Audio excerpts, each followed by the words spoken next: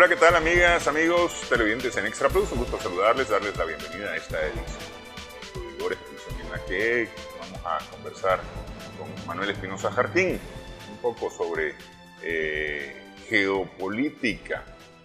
Muchas gracias por estar con nosotros, Manuel. Muchas gracias, Néstor, siempre. Empiezo dándole vuelta aquí a un asunto. Hace un par de meses, un disparo que le dejó una cicatriz al expresidente Trump durante un acto de campaña, para muchos fue como el sello, como se dice popularmente, del triunfo electoral de Trump, Claro. que todavía en ese momento era aspirante, no estaba nominado oficialmente o no había sido más bien aprobada por los republicanos su nominación como el candidato oficial republicano a la presidencia de los Estados Unidos. Ya están oficialmente candidatos, igualmente Kamala Harris es candidata. En el momento del atentado era el presidente Biden, el aspirante por los demócratas, y las cosas no iban bien para el presidente Biden. En las encuestas salía siempre debajo de Trump. Con la señora Harris comienzan a cambiar las cosas y empieza ella a irse arriba en las encuestas de intención de voto sobre Trump. Y este domingo, oh sorpresa, mientras jugaba golf, porque eso es lo que entendí yo, que estaba jugando golf el señor Trump, Claro. en un campo de su propiedad, un fulano de nombre Ryan, se me perdió el nombre. Bueno, aparentemente quiso dispararle. Aparentemente. Es decir, lo que fue calificado como un segundo intento de asesinato contra Trump. Pero este difiere del primero. Claro. Porque este no le está dando el sello de ganador a Trump. Más bien está haciendo favores flacos para el otro lado del charco, para el otro lado del Atlántico. Claro, claro.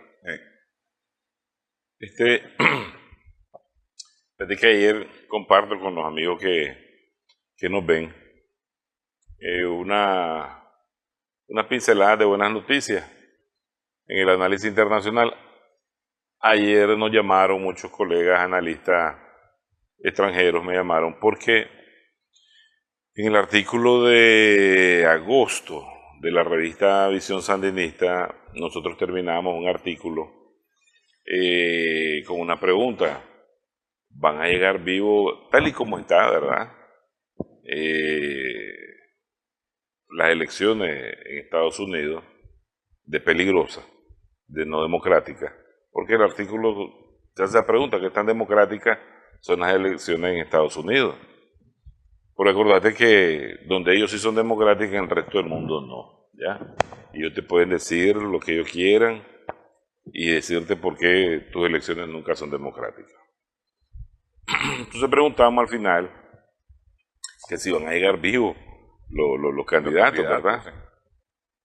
Pero yo no sabía por qué la pregunta, porque hasta después me enteré, pues, lo del segundo intento de asesinato. Entonces, pero se refirieron a la revista. Entonces digo yo, qué bueno que nos leen no personal, y qué bueno que nos leen en la revista allá afuera. Lo que pasa es que son realidades que viven los norteamericanos hoy día. Bueno, primero ya hemos visto que hay en su historia 2 presidentes asesinados, ¿ya? Y a otros varios les han disparado. Y a otros varios le han disparado y varias veces, al mismo. Entonces, pero como que la política norteamericana tenía ellos le dicen rules of engagement, o sea, sus reglas del juego, pues vamos a decir. Y en las cuestiones electorales. Pero desde hace rato hay una enorme fractura en el bipartidismo norteamericano, ¿ya? Que vos la podés notar, por ejemplo, antes los norteamericanos, aún con diferentes discursos, pues apoyaban las guerras que una u otra administración llevaba a cabo. Entonces, por ejemplo, los republicanos apoyaron de una u otra manera a la guerra que hizo Clinton en Yugoslavia, en Serbia. Pero cuando llegaron los republicanos al poder y se metieron en la aventura de Irak, no pasó lo mismo. Y los demócratas comenzaron a boicotear a los republicanos.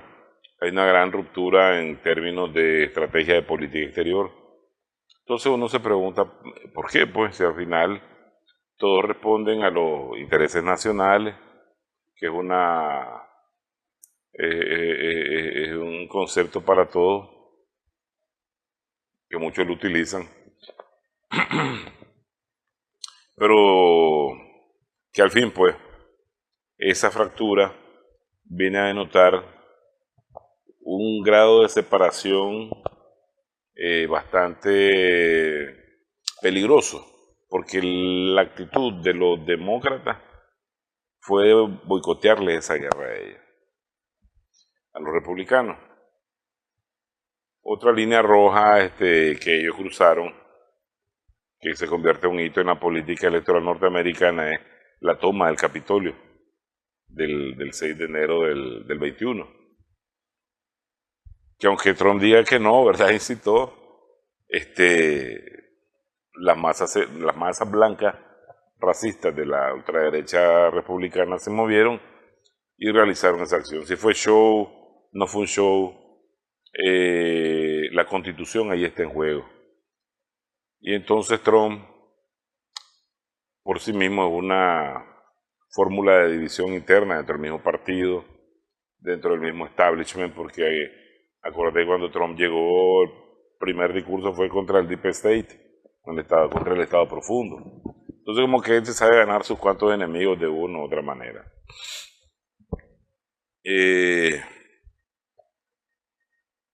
Viste el atentado que le hicieron pues con ese francotirador joven que fue aniquilado.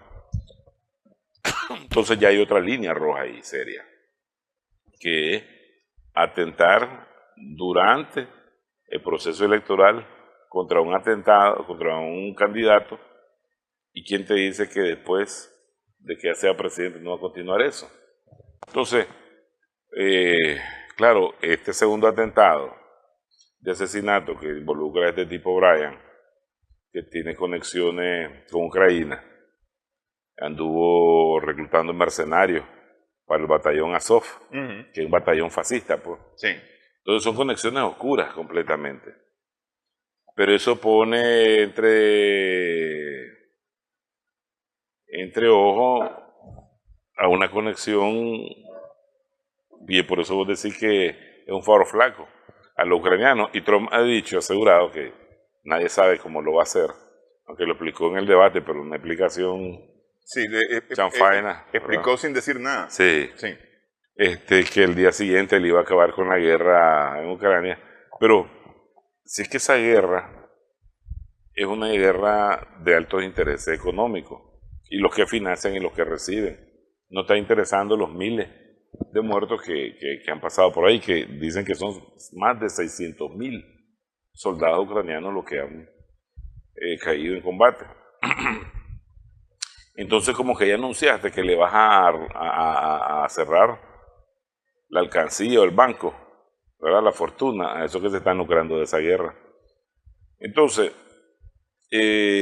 cuando vos te pones a ver que cada partido tiene facciones paramilitares, que esa es otra cosa que se conoce, pues. O que es Vox Populi, pues más bien, es decir, es un secreto a grandes voces. Sí. A grandes voces. Porque vos mirás que tanto esas organizaciones paramilitares en Estados Unidos, y racistas, y xenofóbicas, anticomunistas, anticatólicas, como el Ku Klux Klan, ¿ya? Que te realizan crímenes de todo tipo y nunca pues la han abolido, ni cerrado, ni... Supuestamente el FBI las persigue, pero vos no ves que esos señores blancos paguen prisión por eso. porque ahí está coludido todo el sistema ideológico y político norteamericano en este tipo de organizaciones como el Ku Klux Klan, que esa es vieja, esa fundada en 1865, cuando termina la primera guerra civil, la de secesión, del 61 al 65. Desde ahí está y existe el Ku Klux Klan. Pasó un presidente afrodescendiente como Barack Obama y no lo pudieron pues cerrar, ni destruir, ni abolir. Y entonces la explicación única que te dan es que la democracia norteamericana es amplia, ¿ya? Tan amplia como para tener los fusiles y el arma que vos querrás en tus manos, pues. Y por eso tantas cosas suceden ahí. Entonces, vos te preguntás, ¿fueron los demócratas? Que es lo que Trump está señalando, ¿verdad? Y está acusando a Biden y a la Kamala Harris. Sí. Los demócratas tienen un sinnúmero de organizaciones paramilitares, anarquistas, ellos le llaman incluso hasta terroristas, según el léxico del FBI. Tú tenés ahí a Black Lives Matter, ¿verdad? Que agarró fuerza con aquel asesinato por policía blanco de George Floyd. Tienen Antifa, son radicales completamente, y estos te hacen acciones de sabotaje, te utilizan explosivos, te hacen atentados, homicidios, todo. Son grupos paramilitares, porque hace años salió un estudio ahí muy interesante sobre el partido sombra de los demócratas. Ellos le llaman así, The Shadow Party, donde una cúpula, no necesariamente de políticos, sino empresarios, magnates, billonarios, no millonarios, billonarios, se apoderan del partido. Lo compran prácticamente. En el 2004, con las elecciones, que reúnen rápido 300 millones de dólares para financiar al candidato desde entonces, compran al partido. Entre ellos está George Soros, Clinton, su esposa, la Hillary. Entonces hay un grupo de 60 demócratas que son los que representan a ese partido oscuro demócrata, en el político que uno ve. Porque, por ejemplo, miras a Sanders. Sí. No tiene mucho que ver Sanders con eso. Pero es la cara pública. Pero ese partido sombra es algo más parecido al poder profundo, ¿no? Al Estado profundo. Sí, tienen relación con negocios de ellos, pero es que dentro del partido, ese grupo está dedicado a conducir todo, ¿cómo te diría yo?, las acciones de poder o los objetivos de poder del partido, porque ¿qué es lo que se plantea? Ellos se plantean primero, por eso que le dicen los globalistas, vamos a ver, ellos se plantean primero tomar el poder en Estados Unidos, el control del poder en Estados Unidos, y tienen un rato de pretender crear el partido único. En el estudio de las ciencias políticas eso es normal, pues en la historia de la humanidad. Ellos logran al apoderarse del partido, estos 60 tipos. Por eso es que vos ves que la Kamala rápido, en pocos días, reúne tantos millones. Después que la lanzan, a los 2 o 3 días tenía 40 y pico de millones. Sí. Ahorita van a Los Ángeles, donde ya en San Francisco fue a Torney. Y ahí van a recoger. Pues tienen una red. Para el Partido Sombra es una red, ¿verdad?, de magnates que están en función de colocar a su gente para que esta gente sea la receptora y conectora con el Deep State. Entonces todo ese sinnúmero de contratos de esas grandes consorcios, corporaciones, los perciba ese grupo sombra que dirige el Partido Sombra. Entonces esto llega a una lógica. Imagínate que dentro de ese partido a George Soros le llaman el Lenin del partido. porque es muy inteligente, porque también él Porque piensa, es ideólogo. es el ideólogo, piensa en la izquierda. Entonces vos decís, pero ¿por qué estos se llaman izquierda? Porque son inclusivos, unen a las minorías, ven toda la problemática de los afrodescendientes, que nunca pasan de donde están, Sí, ¿verdad? sí. Ni Es decir, educación, en ni teoría salud, ni son trabajo. extremadamente liberales, Claro. pero ese liberalismo no sé por dónde anda, ¿verdad? Entonces, que los derechos a la cosa esa de los géneros, promueven la idea woke, toda esa cosa. Entonces, ellos dicen, por un lado, nos apoderamos de las calles, ¿verdad? De la masa, de la base, y por otro lado, nosotros nos apoderamos del poder principal político. Y así se convierten ellos. Pero después de eso, dice, tenemos que pasar al dominio mundial. Y eso, mira, el expediente de Soros. Soros ha atacado las economías, inclusive de países fuertes, Inglaterra, Rusia, Alemania. Son operaciones financieras en las que él pues ha salido bastante bien. Por eso es que le llaman los globalistas, y muchos de su agenda tiene un carácter global, como el cambio climático, etcétera, el Great Reset, el gran reseteo, todo eso.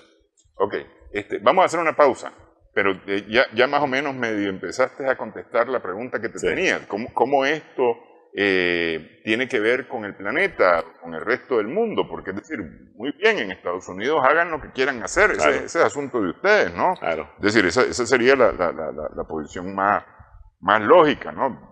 Si ustedes quieren hacer fiesta, pues hagan fiesta. Si no quieren hacer fiesta, pues no lo hagan. Claro. Ese es un asunto de ustedes, pero a mí déjenme en paz y no se metan conmigo. ¿Cómo nos va a afectar esto? ¿De qué manera nos afecta? Y especialmente frente a esta propuesta de un mundo multipolar donde ya ellos no sean la hegemonía única. Vamos a hacer pausa en esta edición. Estamos sumando vigores en Extra Plus.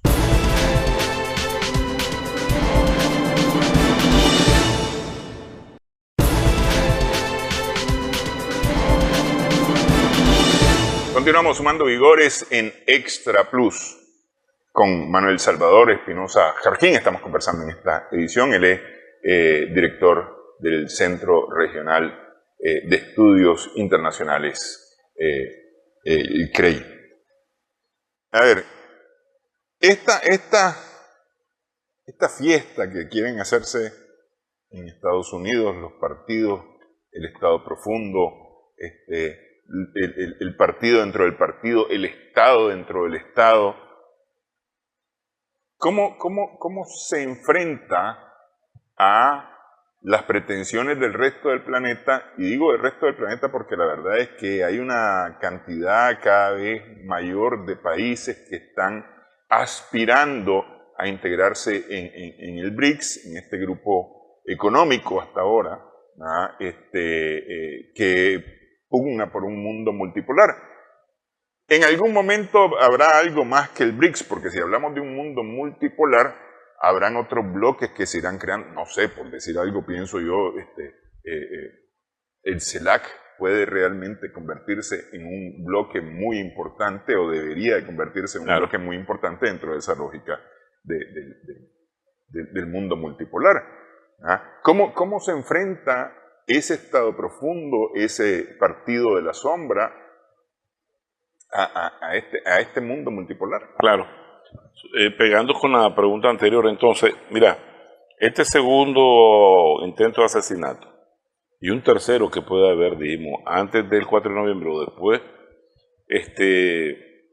ya son líneas rojas que se cruzaron. Entonces, las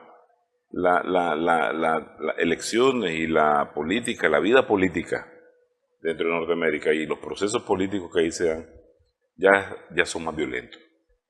Tienen ellos que llegar a un consenso, ¿verdad? Como les costó llegar ese día cuando dieron realmente el veredicto de quién había ganado, que la tensión estaba muy tensa. Y eso es que se quedaron las milicias republicanas a la espera de un mayor activismo militar. Porque mira, en estas milicias, tanto de los demócratas, los republicanos, acuérdate que tienen los rednecks, los cuellos rojos, y otras donde hay muchos miembros que fueron militares con experiencia de combate, hay muchos mercenarios y son racistas. Entonces, ni entienden la política del aborto, ni entienden la política anticristiana de destrucción de valores, vamos a decir, humanos ni de la sociedad, y miran en el Partido Demócrata un partido de descomposición social completo, y ven que prácticamente están arruinando a esa gran nación, ¿verdad? Y dicen, los demócratas ven en los republicanos el mismo peligro, ¿ya?, de destrucción. ¿Por qué? Porque prácticamente lo califican de fascista, de no permitir la existencia de otro tipo, ni de cultura, ni raza, ni minoría, sino es que sean bajo el esclavismo económico. Entonces hay serias contradicciones ahí. ¿Qué sucede? Ante el Deep State, ante el Estado profundo, los demócratas han sabido insertarse y venían con grande éxito, porque si vos te fijas, antes de Biden los dos presidentes demócratas estuvieron 2 términos, pero Trump interrumpió eso. Trump está interrumpiendo un segundo término de los demócratas. La estrategia de la creación de los bloques transatlánticos y transpacíficos, que vendrían a ser contrapeso en la estrategia de los BRICS, ¿verdad? Y ese mundo multipolar también se les ha quebrado con esa misma estrategia de la ruta de seda y digital. Sin embargo, por ejemplo, la administración Biden ha cumplido con su misión. ¿Cuál es el objetivo de esta misión? Además de promover programas y estrategias de carácter global que inserten al mundo en una mayor dependencia de una dictadura corporativa, genere mayor movilidad para el dólar, que esa es la mayor preocupación de los norteamericanos. Cómo que la movilidad del dólar no desaparezca de cada uno de los mercados nacionales o en el mercado internacional. ¿Qué sucede? Con un ejemplo, con la guerra en Ucrania, esa asignación de fondos extra ayuda a la movilidad internacional del dólar. Viene un programa enorme de recuperación económica de Europa, donde ellos mismos que la han descapitalizado, pues la van a volver a levantar. A lo interno de los Estados Unidos viene otra enorme inyección económica que inclusive va a mantener una serie de medidas socialistas, dicen los demócratas, de bonos, cupones, el desempleo. El tema del seguro de salud, que ese ha sido un debate por lo menos de las últimas 4 o 5 administraciones. Sí, lo que pasa es que ese es el disfraz del Estado profundo. O sea, hay un problema, ¿verdad? El problema al final se termina financiándolo, entonces terminas acudiendo a la Reserva Federal y ese dinero que solicitas como crédito a la Reserva Federal, en este caso pues va a ir a la industria farmacéutica, ¿ya? Hay un problema internacional, este problema se puede llamar Rusia, se puede llamar China, Nicaragua, Venezuela, cualquiera, entonces vas a la Reserva Federal, pedís más para el presupuesto militar, y entonces esa suma que pediste y en la que se ganó el pueblo norteamericano, pues va al complejo militar industrial, que es otro componente del Estado profundo. Entonces, así sucesivamente, todo lo que dispara a la Reserva Federal, al gobierno federal, se va a disparar a quienes dominan los principales pedazos del pastel del Estado profundo, pues. Ahora, los europeos no juegan nada en esa liga.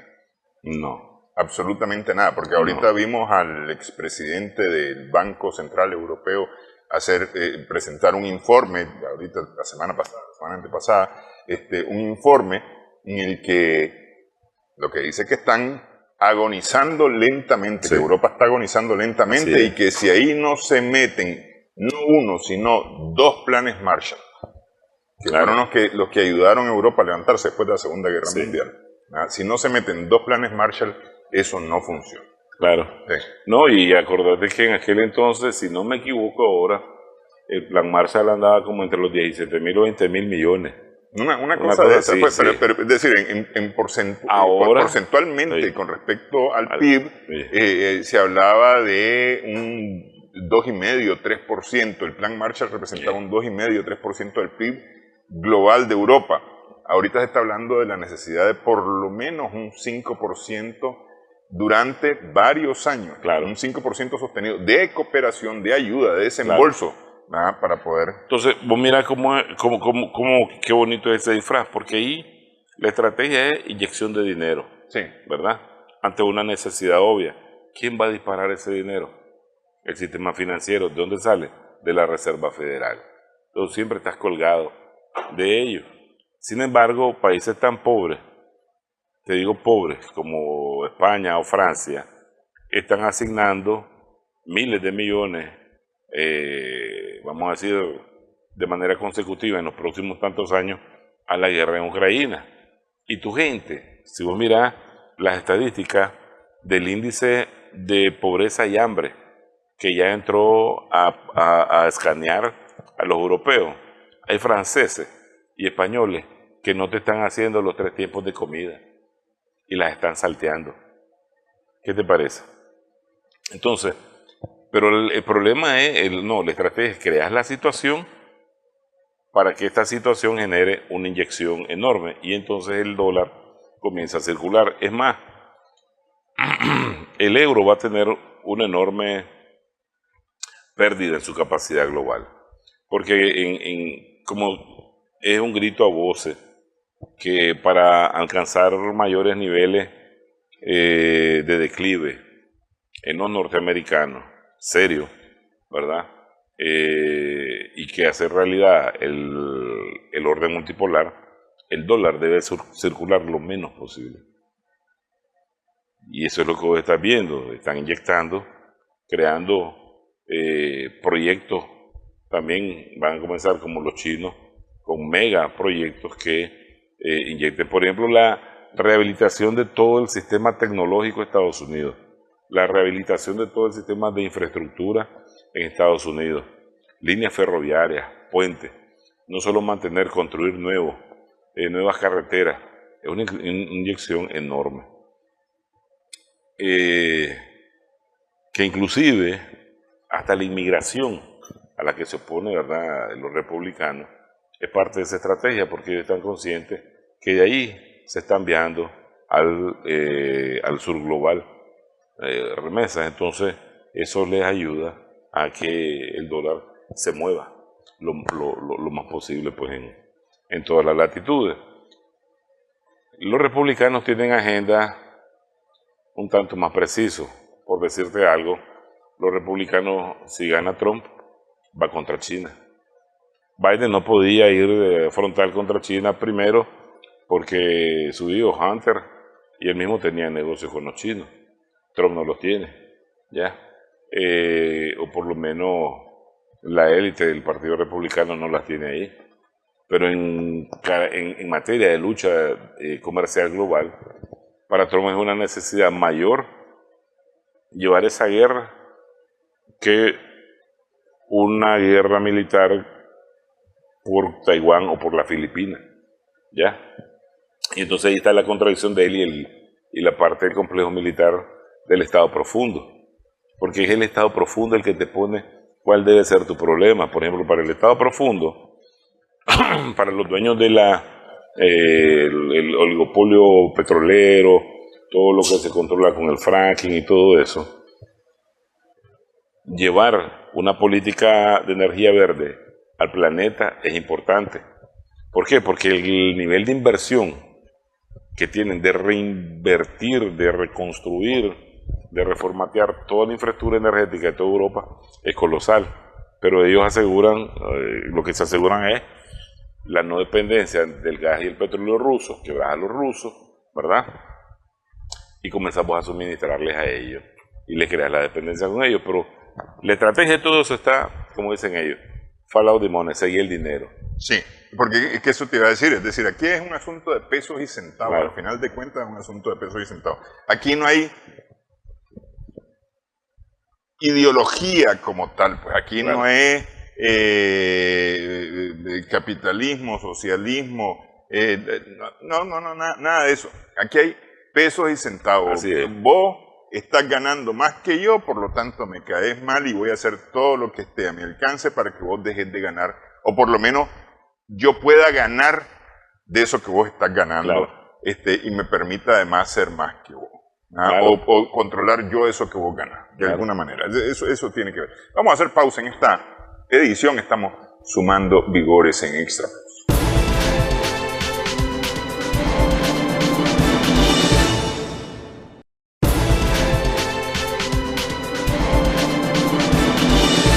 Continuamos en esta edición, estamos sumando vigores en Extra Plus con Manuel Salvador Espinosa Jarquín, el director del CREI. Estamos conversando en esta ocasión. Pesos y centavos, decíamos, Sí. a la pausa.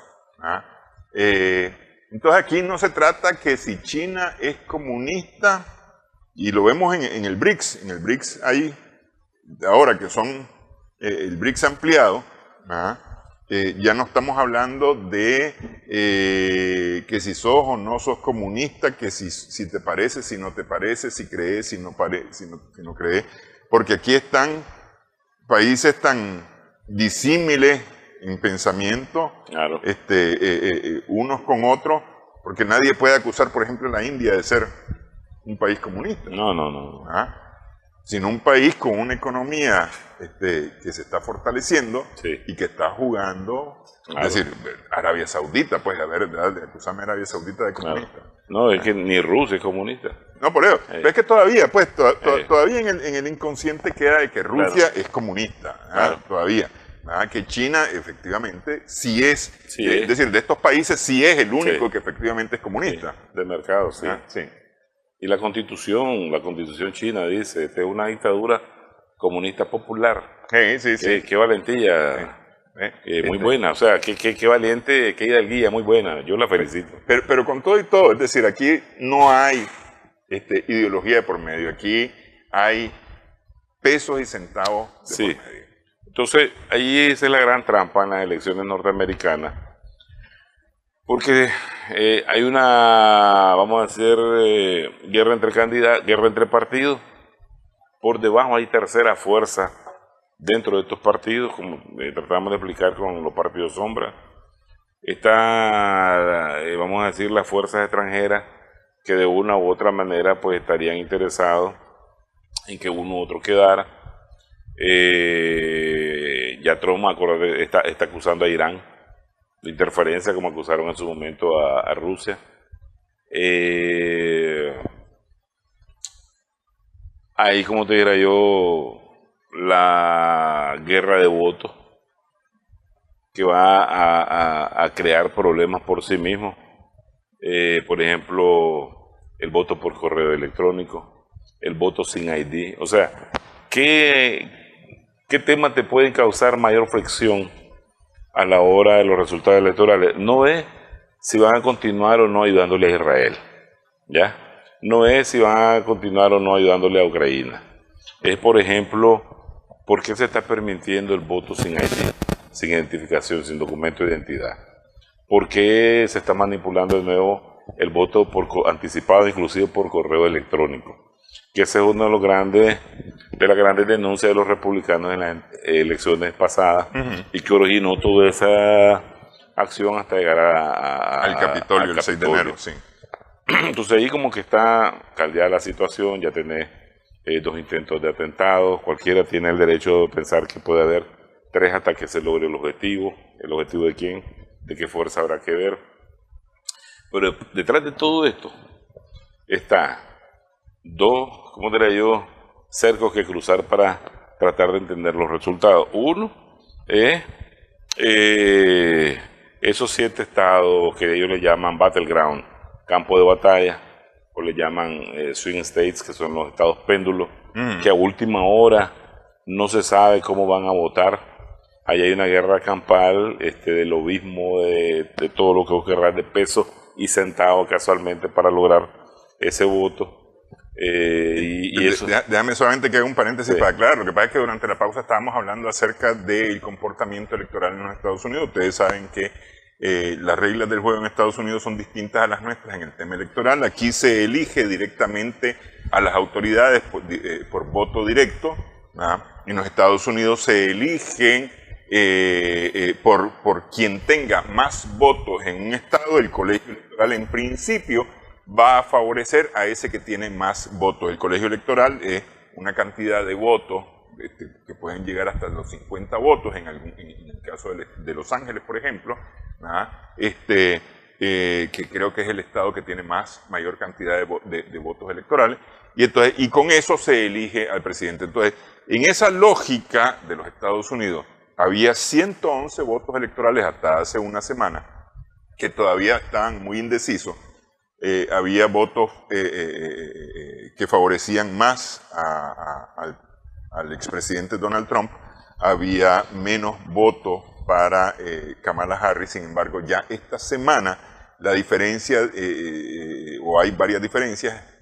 Para empezar, Kamala Harris en votos electorales ya está arriba que Donald Trump, y los votos indecisos de 111 bajaron a 98 votos indecisos, que son 7 estados de los cuales todavía no se puede predecir hacia dónde van a inclinarse. Y que esos estados siempre son problemáticos, por eso le llaman los swing, sí, porque no sabe dónde van a pendulear.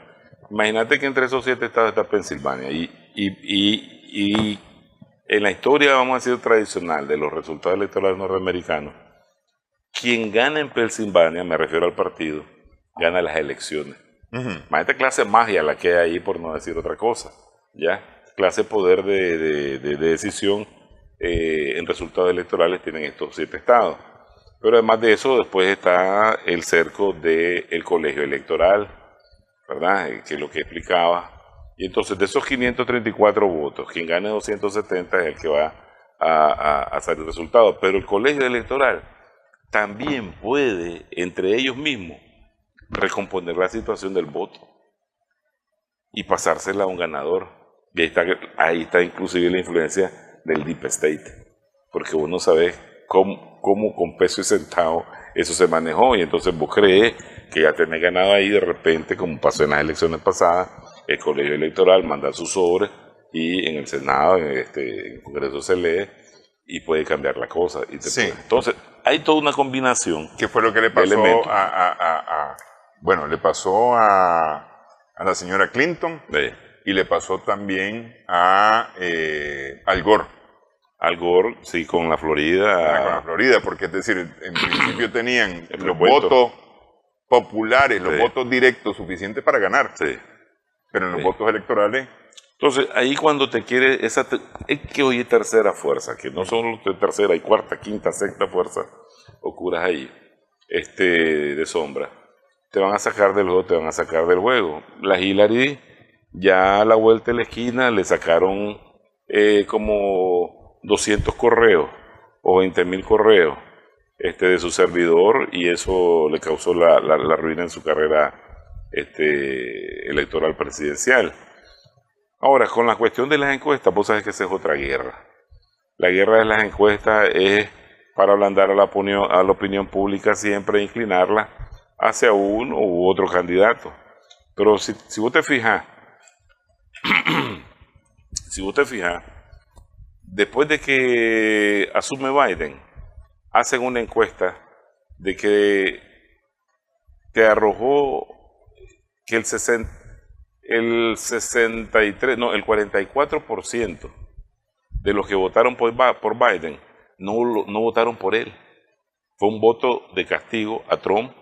1, por el mal manejo de la pandemia del COVID-19. Y 2, por sus expresiones racistas, xenofóbicas, y que mal gestionó en la crisis de George Floyd. Trump recibió, ahora no recuerdo, 74 o 72.2 millones.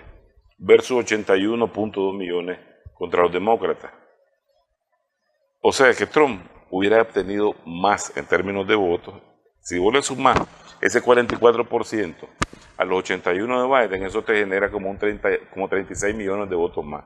Estás hablando de casi 100 millones de votos. Y no podés asustarte porque Trump ha sido el candidato en la historia a presidente, en la historia de los Estados Unidos, que más votos ha tenido. Entonces, si vos decís que post campaña electoral te resulta una encuesta de que el 44 no votó por Biden ni por los demócratas, sino por Castillo, hay un remanente de votos. Y si vos hablas con los norteamericanos, llamás a tus amigos, familiares, todo eso que está allá, la gente te va a decir que va a votar por Trump, porque no aguantan la situación caótica de desatención comunal y de desastre social que ha existido con la gran entrada de inmigrantes, ¿ya? Y que son desatendidos. Hay ciudades que vos te quedas asustado en calles principales que antes turísticamente te gustaba ver o visitar, ahora vos lo que miras es un sinnúmero de asentamientos en las aceras, de gente durmiendo a la intemperie, y ya ni se diga las calles llenas de los drogadictos que están ahí. Vos decís, ¿qué es esto? O sea, ¿cómo la potencia más grande del mundo, el país más rico del mundo, se permite tener esto? O sea, no lo ves ni en Haití, pues, ¿ya? Entonces, eso te dice de que hay dos expresiones: la intención de voto real de los norteamericanos y la guerra de encuestas, pues a la que te puede dar una orientación de cómo va la cosa. Lógico, Kamala causó su efecto por ser mujer, va a ser la primera mujer presidente en ganar, pero además de eso representa a un sinnúmero de minorías. Imagino que todos los afrodescendientes han de estar con Kamala por una simpatía de color, ¿ya? Pero en realidad los que están desempleados, los que todavía tienen problemas de pensiones, el problema del costo de la vivienda, el acceso a la vivienda, los altos costos de los alquileres, las deudas estudiantiles. por favor, entonces, sí. Y Trump está más inclinado a solventar un tanto lo económico, ¿ya? Lo económico, sin importarle a él los temas que te han venido anunciando como prioritarios, como la asistencia a Ucrania, ¿ya? Tantos miles de millones de dólares perdidos en nada, que bien hubieran, lo hemos dicho varias veces en este programa, bien hubieran sido invertidos en el pueblo, pues en la misma sociedad norteamericana, y no lo ves. Vos más bien ves una sociedad en completo deterioro, inmoral, porque vos mirás muchos norteamericanos en la frontera con México que se están yendo a poblar el norte de México, porque le es más fácil vivir allí, ¿ya? $400, con $400 vive un mexicano al otro lado de la frontera, y con $400 vos no vas a vivir al lado de los Estados Unidos. No vivir del lado, ¿ya? Sí, así es. Sí. Así es. Bueno, vamos a hacer pausa nuevamente en esta edición. Estamos sumando vigores en Extra Plus.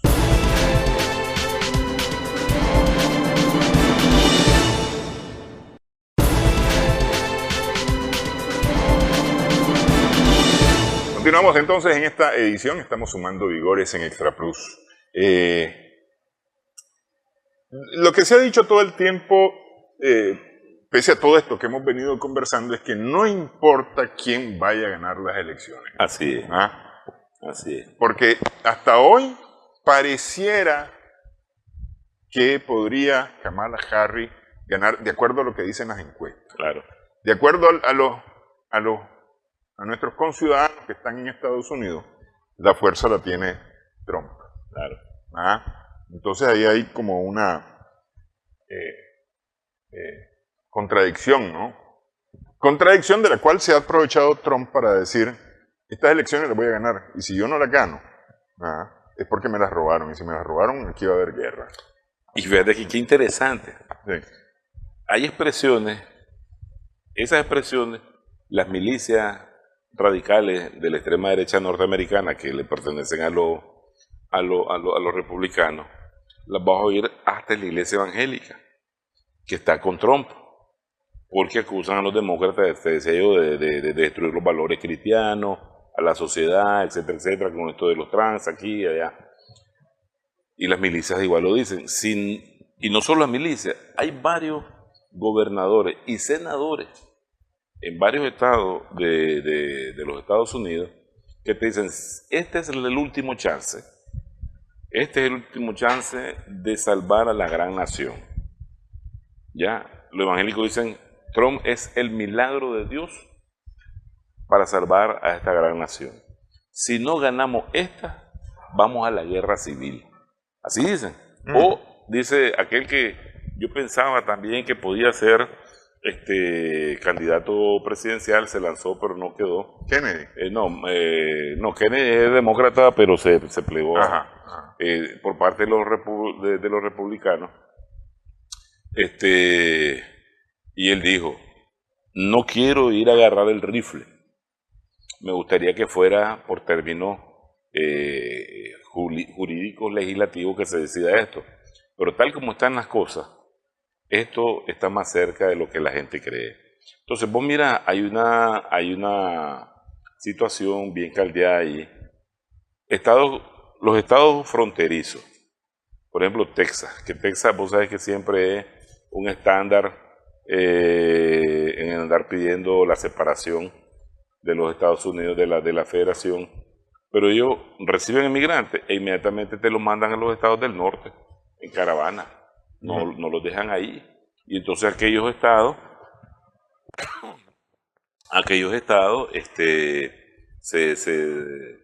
se aticuñan de tantos inmigrantes e ilegales. Sí. Entonces, ¿qué te dicen los republicanos? Ponen en riesgo la seguridad nacional porque vos no sabes lo que está entrando aquí, ¿verdad? En segundo lugar, uno de los enfoques que motivó a la guerra civil de 1861 a 1865 sigue también vigente, que es que unos promulgan el poder gubernamental federal y otros promulgan el poder a nivel estatal, ¿ya? Entonces esa contradicción todavía no está solventada y está tendiendo a aparecer con mucha más fuerza en estas elecciones. Entonces, ellos tienen serios problemas que resolver porque por el otro lado, y las milicias radicales de los demócratas te dicen que el fascismo, no pueden ellos permitir que el fascismo llegue a los Estados Unidos, como que si no existiera, pero ellos dicen a la Casa Blanca, ¿ya? Y eso te asegura, dicen ellos, la lucha en las calles. Soros dice que la lucha en las calles ellos la tienen ganada. Pero el problema es que hay una milicia, no sé si la has visto, a mí me da risa por cómo la literatura, NFA, No Fucking Around, se llama. Están armados y ojalá que solo hubieran militares en retiro de la Guardia Nacional. Hay todas unas agrupaciones de mercenarios que integran ese tipo de veteranos. De veteranos, entonces es un choque, vamos a decir, entre tropas especiales de un mismo país, pero con una ideología completamente diferente. Entonces, ahí el pleito está asegurado. De aquí al 4 de noviembre, yo creo que elecciones tienen que tener, aunque muchos aseguraron de que cuidado y no habían, ¿ya? Y si hay, entonces, ese periodo, después del 4 de noviembre al 6 y al 20 de enero, que es cuando la toma de posesión. Tiene la toma de posesión, eso va a estar serio. Entonces tenemos 3 meses para darle seguimiento con bastante profundidad a todo esto. Porque al final el desastre de ellos también tiende a salpicar a... Nos pasa llevando de encuentro. Hay que prestarle atención a que yo me río, pues, pero hay lógicamente coterráneos que han emigrado allá y ellos se sienten, ¿me entiendes? Norteamericanos, algunos se sienten hasta anglosajones, ¿me entiendes? Y te dicen, me voy con este, me voy con el otro, pero con una pasión enorme. Pues, claro, ellos viven ahí, han absorbido toda esa sociedad y todo, pero en nuestra latitud ese pensamiento es incorrecto. Aquí nosotros vivimos en un territorio específico geográfico, tenemos nuestras propias leyes, tenemos nuestro propio gobierno, entonces no es imposible andar, yo lo veo así como imposible, añorando que gane el Chele por la Morena, o sea, fuera de toda lógica, pues. Sí. Sin embargo, lo que está sucediendo ahí, te repito, es parte de la realidad política que los procesos políticos internos de los Estados Unidos han mismo generado. Yo no veo tanta culpa en interferencia rusa, en interferencia iraní, más bien ahí están preparando un argumento para después caerle a Irán y entrar en pleno apoyo a Israel. Acabo de ver las palabras del enviado del Departamento de Estado que llegó a Medio Oriente. Entonces él dice que la situación ahí ya se está saliendo fuera de control, que se necesita reunir con todos los países mayormente posible del Medio Oriente, porque hay que llegar a algún consenso y tratar de contener la situación. Cuando una periodista le dice, y va a tratar el tema pero es que además es evidente el involucramiento de Irán en esta desestabilización. Sí, acusa completamente que Irán es el que está orquestando todo, ¿verdad? Y la periodista le pregunta, ajá, ¿y el involucramiento de Israel? No sé de qué estás hablando. No sé nada de eso. ¿Qué clase política de doble rasero? Qué bárbaro. Pero entonces, eso te dice cuál es la posición globalista, ¿ya? Y que con esa misma posición va a venir quien llegue. Al mundo no le va a mejorar las condiciones de vida si llega el Chele racista o si llega la otra morena. Porque te voy a decir, Kamala tiene serios problemas. Si yo mira su récord, cuando era attorney en San Francisco, ella cerró todos los casos de pedofilia de la Iglesia Católica ahí. Lo ocultó, ¿ya? Y logró ahí con el que era mayor ahí, el alcalde, que sacaran a la contendiente para la corte y que ganara después de un empate la Kamala. O sea, no crea. Además, Kamala tiene récord por esa red que tienen ellos de rápidamente encontrar muchos millones de financiamiento. Ahí está en esa red también los Obama, ¿ya? Que juega un papel muy importante ahora con los demócratas. Sí. Es que esa es una cosa importante tal vez para señalar que porque me vi una película el otro día y entonces mencionan el triunfo de Obama y dice, bueno, este es el país donde se pueden hacer posibles los sueños, lo que hay que luchar por ellos. Sí, claro. Sí, vamos a suponer que sea cierto, pero lo que pasa es que para presidente tenés que ser miembro del club. Claro. Si no sos miembro del club, está fregado. Y para ser miembro del club hay ciertas especificaciones que no todo el mundo llena y no necesariamente es por dinero. Trump es se involucró, entró, pero él no era miembro del club, pese al dinero que tenía. Claro. Y le permitieron para ver bueno, pero yo creo que él tiene que entender que o cierra los ojos o se lo van a cerrar. Parece duro, pero esa es la política, la alta política de ellos ahora. Bueno, violencia en los Estados Unidos. Muchísimas gracias, Manuel Salvador, por esta platicada. Gracias, hermano, a vos siempre. Gracias también a nuestras amigas, amigos televidentes por su sintonía en esta edición, Sumando Vigores en Extra Plus. Esperamos que el programa haya sido de provecho para ustedes.